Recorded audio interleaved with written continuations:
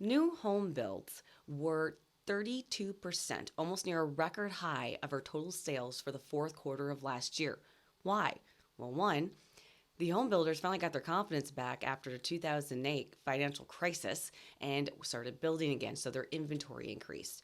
Two, the lock in effect that we keep hearing about because everybody's got these great interest rates that currently have their houses and they don't want to sell, so there's not that many options in the resale market, hence people going out to look for new builds. Three, they're giving some good incentives.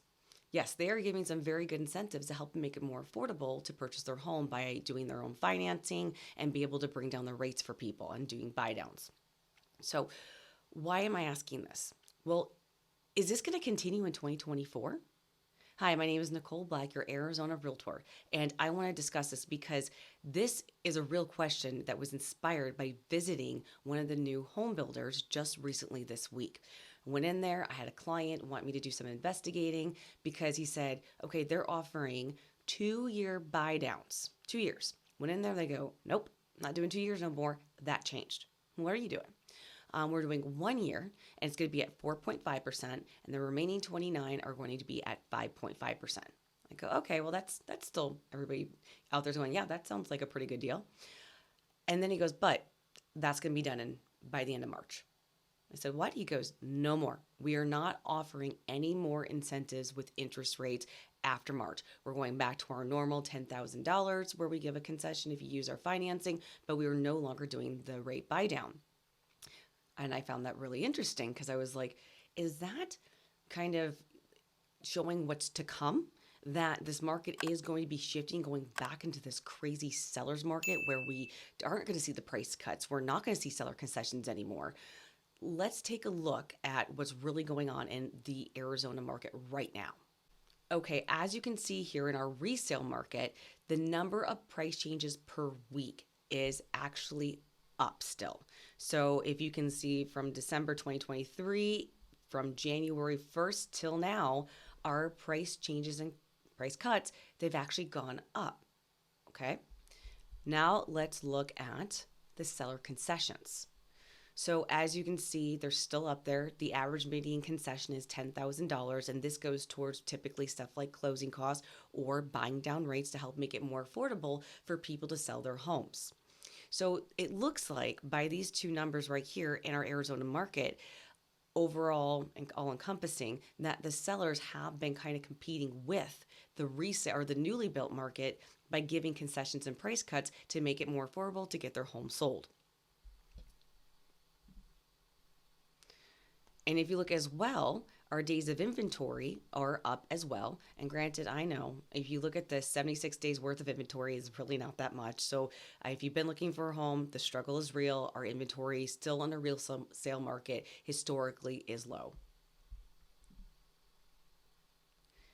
Then let's take a look now at the average days on market.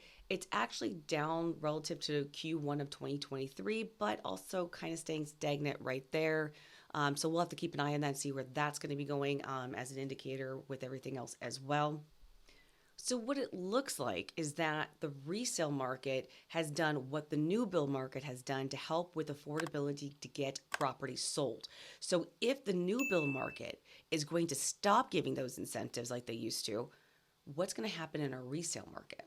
So currently, right now, if we're looking at 17 cities overall, of course we have some more, but these are the metro major of Phoenix. What's going on with them? So if you see these green arrows, we use the Cromford Market Index report here because it is a current situation, not a lagging indicator. These numbers are in real time today. So we always use Cromford. It is specific to Arizona only. So if you're not from here and have not heard of it, this is why it is specific to Arizona. So when you see green arrows, that is indicating it's going to be more advantageous for this time period right now for sellers in those cities.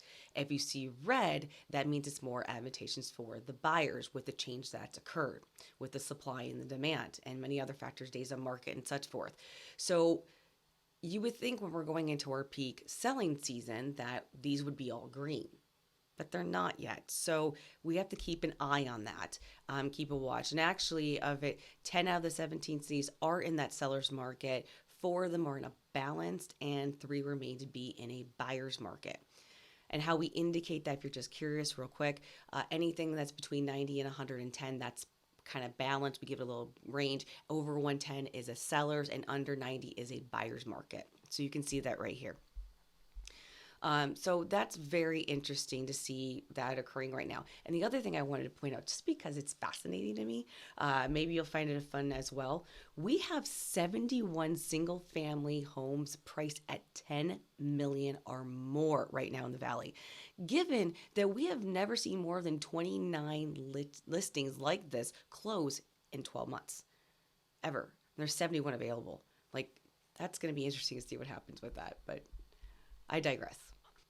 Okay, now I want to look at our supply and demand, and the best way we can look at supply is what's out there. So you can see we started off 2024 with 13,872 listings, and in 2023 we actually started out with 15,662. So we started with more. But look at what happened in 2023. We went down in supply, hence why our prices went up in 23. Now look at this. We may have started lower in 2024, but we're going up in supply, and we're actually exactly where we were at in 2023 and this week with our active listings. Now let's look at this. This right here, I want to keep an eye on. So this is our best way to determine our demand. It's, well, who's buying something? So our active listings under contract. And as you can see, we started off pretty similar to 2023. So we're down here with the pink and the purple, like in 2024, and we went up in 2023, and we just kept going. We kept going up.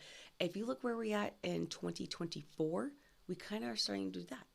What happened? Why? I'm going to just throw out a hypothesis. I don't know, but just let's think about this and comment below. See if this is something that you might think as well, or if what your reasoning or hypothesis might be why this is happening. So Jerome Powell in December, the Feds, kind of indicated that they may start doing QE, quantitative easing. And that means that they would bring down the Fed fund rate, hence then mortgage rates would come down. So a lot of people, I was just hearing the buzz out there saying, buy now, buy now, buy now. Why? Because this is the best price you're ever going to get, because the second they start to bring down those interest rates, what are going to happen to prices? They can go right back up. You can always refinance your interest rate, but you can't change the price that you got the home. So this is going to be the cheapest price. Now in January, what did Jerome Powell and the Fed say? They go, whoa, whoa, whoa. We don't know yet. We feel maybe. They kind of went with, before, as long as they're going towards the 2% inflation rate, they were all good with starting QE, but now they're using the word sustainable. They have to see it's sustainable going to that 2% before they even think about starting to drop those interest rates. So it's looking like March is not likely that to happen, hence maybe scared some people off and went, wait, are they really coming down yet? Is this my best price? Should I wait a little bit longer? I don't know. It's a theory, but let's watch this number, see what happens, see what the Fed's say and how our market reacts to it, because it is really correlated, supply, demand, and interest rates, because then that interest rates affects affordability. And that's another thing I want to get into, is affordability. When is affordability going to help with correcting or slowing down this market, as well as interest rates? So even if interest rates do come down, but our prices are so high, is it even still affordable? So those are the kind of conversations I would love to have with you. I would love for you to comment below. Let me know your thoughts. If you have any questions, concerns, anything at all, or want more information, please always feel free. Call, text, email, whatever your preferred communication is, and just let us know, and we will get back to you. If you like these videos and you want to stay up to date, please like and subscribe so we can follow on this together, this journey. We do map tours, community tours, home tours, market updates. Any news or events that are affecting our area, you're going to know about it. Wherever you are in the world today, I hope you're doing absolutely amazing. Thank you so much for joining us. And remember, we're always here for you.